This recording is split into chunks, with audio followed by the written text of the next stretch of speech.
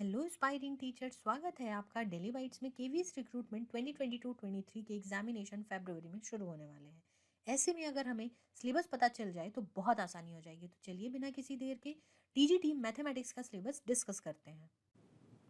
ये आ गए हम मैथमेटिक्स के सिलेबस पे। अगेन मैथमेटिक्स का भी सवाल सारा रहेगा wholly and solely from NCERT. NCERT का जो सिलेबस है उसी से सवाल रहेंगे। और क्लास 6 टू 10 कौन सी एनसीईआरटी टेक्स्ट बुक उठानी है? 6 टू 10 की उठानी है। वैसे मैं आपको सीधे सीधे बता दूं कि इसका एक मैजिक ट्रिक भी काम करता है, that is understanding and taking all round concept from R S Agarwal. R S Agarwal 6 से लेके 10th तक की कॉन्सेप्ट जो यहाँ पे अभी हम डिस्कस करने वाले हैं टॉपिक, उन टॉपिक्स को मार्क कीजिए और उनके सिर्फ एग्जाम्पल्स को बना लीजिए। ध्यान रखिएगा, सिर्फ एग्जाम्पल्स को बनाइए, आर एस अग्रवाल को बनाइए और देखिएगा you will be able to maximum questions जो भी आपसे सवाल पूछे जाने वाले हैं एग्जामिनेशन में। चलिए तो फटाफट से शुरू करते हैं। अब पहले सबसे पहला टॉपिक है रियल नंबर्स के बारे में। रियल नंबर्स में जितने भी रैशनलाइजेशन होंगे, एक्सपोनेंट्स होंगे, एक्सपोनेंट आपको पढ़ने के लिए क्लास 7th में है, लेकिन उसका यूज रियल नंबर क्लास 9 में है कि कैसे हम इरेशनल प्रूफ कर रहे हैं इन सारे सवाल को। अब ध्यान देना, आर एस अग्रवाल मैंने इसी वजह से आपको बोली है क्योंकि आर एस अग्रवाल में एक पूरा का पूरा चैप्टर दे रखा होता है, माफ करना कि एक्सरसाइज दे रखी हुई होती है चैप्टर के एंड में। दैट इज ऑल 25 क्वेश्चन और 30 question, it is all MCQ. आप एग्जाम्पल से कॉन्सेप्ट समझोगे, एमसीक्यू पे अप्लाई करोगे और आर एस अग्रवाल की लैंग्वेज बहुत आसान है समझना, तो आपके लिए मैजिक मंत्र की तरह काम करेगा और एकदम कम समय में ज्यादा तैयारी करा देगा आर एस अग्रवाल आपकी, और बहुत अच्छे तरीके से कराएगा। Next is polynomials. Polynomials once again very very important topic. R S Agarwal का हर एक क्वेश्चन लगभग बना जाइए, बहुत ज्यादा इंपॉर्टेंट रहता है, ध्यान रखिएगा। Verification of identities like these all identities जो आपके यहाँ पे लिख रखी है, इन सारे आइडेंटिटीज को आपको ध्यान में रखना है। एनसीईआरटी से ही नहीं, आर एस अग्रवाल से ज्यादा बढ़िया रहेगा पढ़ना क्वाड्रेटिक इक्वेशन में कैसे हम निकालते हैं, क्वाड्रेटिक इक्वेशन का जो हम रूट निकालते हैं वो निकालना ध्यान रखिएगा। पॉलिनोमियल को जब जीरो करते हैं तो कितने एफ की वैल्यू आती है वो ध्यान में रखने की जरूरत है। रिमाइंडर थ्योरम क्या है इस चीज को समझने की जरूरत है। एंड दैट इज वाई कि आपका बहुत जरूरी है पॉलिनोमियल्स पे ध्यान देना, क्योंकि पॉलिनोमियल्स बहुत ही सिंपल टॉपिक है और उसके सवाल बड़े अच्छे बनते हैं। यहाँ तक कि जो अंडरलाइन किया हुआ सेक्शन है, यहाँ से सीटेट में भी सवाल आया है मैथमेटिक्स के पेपर 2 में, तो आप इससे अंदाजा लगा सकते हैं कि कितना इंपॉर्टेंट है। Next thing is linear equation in 2 variable. अब देखो, लीनियर इक्वेशन इन 2 वेरिएबल बड़ा ही सरल है। जिसको लीनियर इक्वेशन इन 1 वेरिएबल आता है उसको 2 वेरिएबल आने में देर ही नहीं लगेगी, क्योंकि यहाँ पे आपको बस एक्स वाई मान करके एक्स की वैल्यू को वाई के टर्म्स पे तोड़ना है एंड देन वाई को ले जाकर के वहां मेन इक्वेशन में पुट करना है, आपको वैल्यूज मिल जाएंगी और ये बड़ा ही सरल होता है। अगेन आपको ये चीज हेल्प करेगी आर एस अग्रवाल, वहां से आप बहुत अच्छे से कर पाएंगे। Next is pair of linear equation in 2 variable. अगर पेयर दे रखा है तो कैसे होगा, तो अगेन ये वाला भी आप क्लास 10th को ध्यान में रखते हुए करो और इसको थोड़ा सा क्लास 11 से तैयार करो, आपकी तैयारी बहुत अच्छी हो जाएगी। Next is quadratic equation. Quadratic equation में अगेन हम कैसे फैक्टराइज कर रहे हैं, कैसे डिस्क्रिमिनांट निकाल रहे हैं, नेचर क्या है रूट का जो हम निकाल रहे हैं, जो फॉर्मूला बेसिकली हम निकालते थे वो वाली चीज को करने की आवश्यकता है। और क्वाड्रेटिक इक्वेशन से एक सवाल तय है आपको मिलेगा मिलेगा, तो उसको आप अच्छे से देख के जाओगे। Next is arithmetic progression. ये तो सिंपल एक दिन की कहानी है, आप बैठो एपी निकालना nth टर्म के लिए सीखो और बीच में फर्स्ट टर्म के लिए, सेकंड टर्म के लिए, बीच बीच के टर्म के लिए आता है, वहां पे आप थोड़ा सा अपना दिमाग अप्लाई करोगे और आपको एकदम के तौर पे एपी के सवाल बन जाएंगे। इतने आसान होता है ये एपी, बहुत आसान होता है AP. Next is coordinate geometry. Coordinate geometry में कार्टेशियन प्लेन के ऊपर हम कैसे क्या काम करते हैं ये ध्यान में रखने की जरूरत है। ग्राफ कैसा कौन सा दिखता है, डिस्टेंस फॉर्मूला हो गया, सेक्शन फॉर्मूला हो गया, इसकी वजह से ग्राफ कैसे दिखते हैं, ये सारी चीजें आप ध्यान में रखोगे। पॉइंटर्स कैसे निकालते हैं, हम कैसे कोऑर्डिनेट्स का इस्तेमाल करते हैं, ये सारी चीजें आपको पता होनी चाहिए। अगेन 9th के टॉपिक से ये मैक्सिमम जगह से ये हटा चुका है यूक्लिड्स ज्योमेट्री, पर यूक्लिड्स ज्योमेट्री बहुत ही ज्यादा जरूरी है और वहां पे देखो हिस्ट्री में, इंडियन हिस्ट्री के बारे में, ज्योमेट्री, ज्यामिति और भारत का क्या रिलेशन है वो एनसीईआरटी में दे रखा है, तो आप वहां से उसको देख सकते हैं। यूक्लिड ज्योमेट्री में एक्सियम, थ्योरम, प्रूवन फैक्ट्स, तो इन सब से सवाल क्या रह सकता है कि एक्सियम क्या है, थ्योरम क्या है, प्रूफ क्या है, और इन तीनों में डिफरेंस कैसे है, तीनों में से किसका इस्तेमाल करके हम क्या करते हैं। ये सारी चीजें ध्यान रखना आपको बहुत जरूरी है पढ़ना। 5 पोस्टुलेट्स ऑफ यूक्लिड्स बिल्कुल देख के समझ के जाना, relationship between axiom and theorem, जैसे कि अभी बताया कि वो कैसे एक दूसरे से रिलेटेड है और कैसे एक दूसरे से अलग है। इन सारी चीजों को आपको ध्यान में रख के कंप्लीट करने की जरूरत होगी। Next his lines and angle. अब ज्योमेट्री की बात हो, lines and angle, triangle, quadrilateral, circle, इनकी बात ना हो पॉसिबल ही नहीं है। तो अगला पूरा सेक्शन देखना यही सारी चीजों से आएगा, और सबसे आसान, सबसे सही सवाल पूछे जाते हैं ज्योमेट्री से। बहुत ही सरल होते हैं, आपको बस ज्योमेट्री के रूल्स एंड रेगुलेशंस याद रखने होते हैं और ज्योमेट्री के सवाल पक्के तौर पे बनते हैं। कैसे रे काम करती है, कैसे लाइन काम करता है, कैसे ये लोग वर्टिकली अपोजिट एंगल बनाते हैं, कैसे पैरेलल नॉन पैरेलल लाइंस काम करते हैं, पैरेलल लाइन को पहचानने का क्या तरीका है, रियल लाइफ क्या एग्जाम्पल है, ये सारी चीजें लाइंस एंड एंगल से आप सीखेंगे। साथ में ट्रायंगल की बात रही तो ट्रायंगल में कॉन्ग्रुएंसी और साथ में कॉन्ग्रुएंसी प्रॉपर्टी को निकालने के साथ आप कैसे दो ट्रायंगल को जब कॉन्ग्रुएंट प्रूव कर रहे हैं तो सीपीसीटी से जो आता है सवाल जितना भी कंप्लीट करना वो आप ध्यान में रखना ना भूलें तो बहुत अच्छा रहेगा। ट्रायंगल में कैसे corresponding angle, exterior angle, interior angle के बीच का क्या रिलेशन है, कैसे हम ट्रायंगल को ड्रॉ करते हैं, क्या रेशियो होता है, तो और साथ में ट्रायंगल को जब हम डिवाइड करते हैं तो क्या क्या चीज़ें आती हैं। जब भी हम एक ट्रायंगल के हर बाइसेक्शन को, एंगल के बाइसेक्टर को एक जगह मिलाते हैं तो क्या बनता है, और सारे जो लाइन बाइसेक्टर होते हैं वो अगर मिलते हैं तो उस पॉइंट को क्या बोलते हैं। तो इस प्रकार की चीजें एग्जाम में रहती हैं, श्योर शॉर्ट रहती हैं।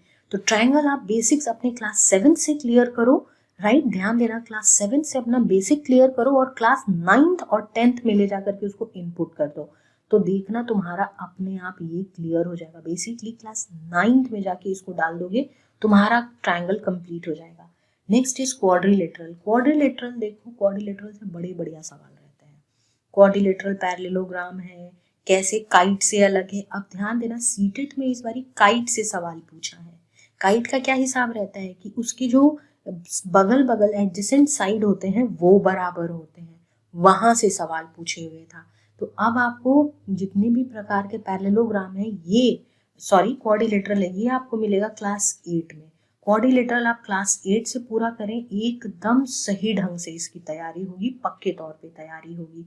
कैसे पैरेललोग्राम के एंगल्स, रोम्बस के एंगल, काइट के एंगल कैसे होते हैं, कैसे निकालते हैं, उनकी प्रॉपर्टीज क्या है, अगेन वहां पे आर.एस. अग्रवाल में बहुत अच्छे से चार्ट प्रिपेयर करके दे रखा है, आप वहां से अपनी तैयारी कर लीजिए। Next is circle.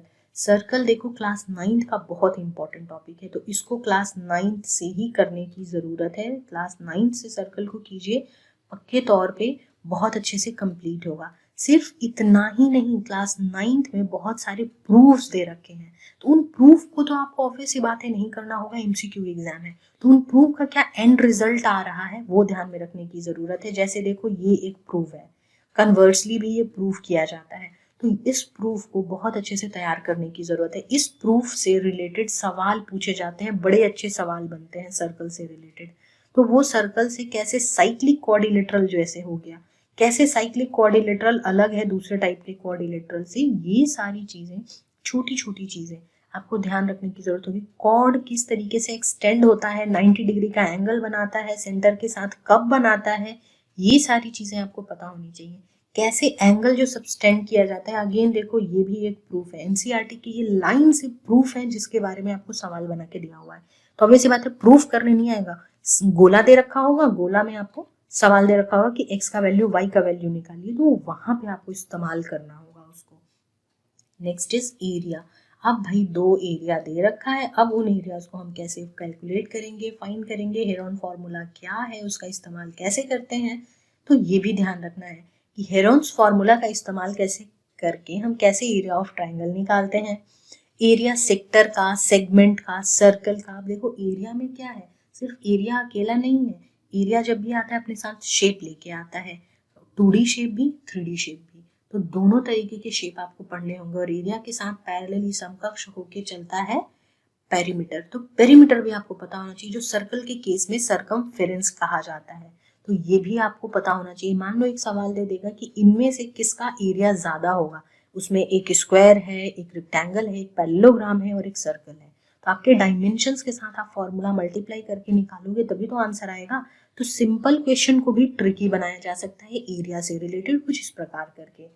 Next is कि surface area and volume class 9th का कॉन्सेप्ट है और इसको अच्छे से तैयार करने की जरूरत होगी। यहाँ पे क्या होगा कि 4 तरीके के क्यूब हैं, उनको जोड़ दिया, क्यूबॉइड बन गया। तो अब पूरे क्यूबॉइड का वॉल्यूम क्या होगा। तो इस प्रकार के सवाल जहाँ पे कि आपका लॉजिक इस्तेमाल हो, वैसे वैसे सवालों को आप बैठ के एक एक लाइन सॉल्व करेंगे, तभी जा करके आपकी कॉन्सेप्ट की क्लैरिटी होगी। Again next is statistics. Statistics में bar graph, histogram, frequency, mean, median, mode, data का कैसे हम निकालते हैं, इनके जो फॉर्मूलाज हैं इनको पक्की तौर पे पढ़ के जाइएगा। यहाँ तक कि सीटेट में भी नहीं पूछा जाता था, अब पूछा जाने लगा है। तो इसको इस प्रकार तैयार कीजिएगा। Next is probability. प्रोबेबिलिटी का तो पता ही है कि प्रोबेबिलिटी हम कैसे फाइंड करते हैं। सीटेट में भी एक प्रश्न पक्का प्रोबेबिलिटी से होता है, तो आप प्रोबेबिलिटी ध्यान में रखेंगे। मान लो सवाल दे रखा है कि पूरा एक डेक ऑफ कार्ड है, यानी 52 कार्ड है, 52 कार्ड में से क्या प्रोबेबिलिटी है कि हमें काले रंग का कार्ड नहीं आएगा। कितने काले कार्ड होते हैं, काले पत्ते होते हैं 26, तो 26/52 इस प्रकार करके उसको सिंपल फॉर्म में कन्वर्ट कीजिए और ऑप्शन मार्क कर दीजिए। तो कुछ इस प्रकार के सवाल आपसे रह सकते हैं। And yes, how can we forget that trigonometry, जो सभी को बहुत परेशान करता है, ट्रिगोनोमेट्री। लेकिन ट्रिग्नोमेट्री में 4 पार्ट है, दे रखा है आर.एस. अग्रवाल में।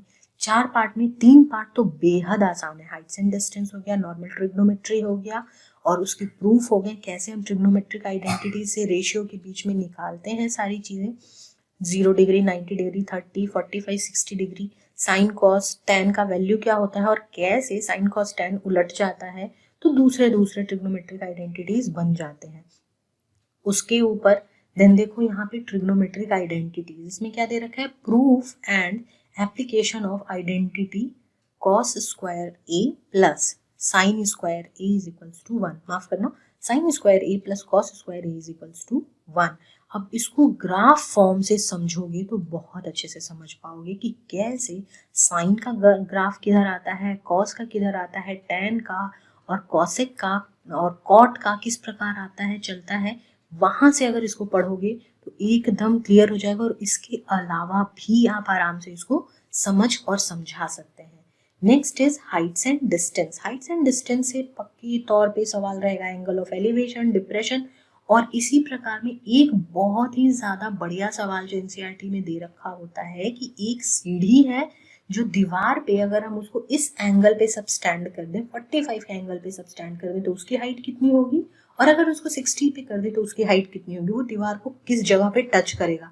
तो ये सवाल बड़ा ही प्रोमिनेंट है। कुछ इस प्रकार के सवालों की आप तैयारी करेंगे, क्योंकि ध्यान रखना आपको जब पार्ट 3 में, पेपर के पूरे पार्ट 3 में यही पूछा जा रहा है आपके सब्जेक्ट की नॉलेज, तो वो बहुत गहनता और बहुत तल्लीनता से पूछी जाएगी। चलिए, वो था हमारा सिलेबस। अब बात करें कि ये सारी तैयारी कैसे पॉसिबल है, सारी इन्फॉर्मेशन कहाँ से मिलेगी। तो सारी इन्फॉर्मेशन आपको मिलेगी हमारे चैनल के प्लेलिस्ट, दैट इज केंद्रीय विद्यालय संगठन KVS के थ्रू, जहाँ पे आपको about the vacancy, about TGT, PGT, PRT सारी चीजें, सारे मॉड्यूल, सारी डिटेल्स बन रखी हैं। तो जाइए, देखिए और अपने आप को जानिए, पहचानिए कि आप एलिजिबल हैं, क्या कर सकते हैं, क्या नहीं कर सकते हैं।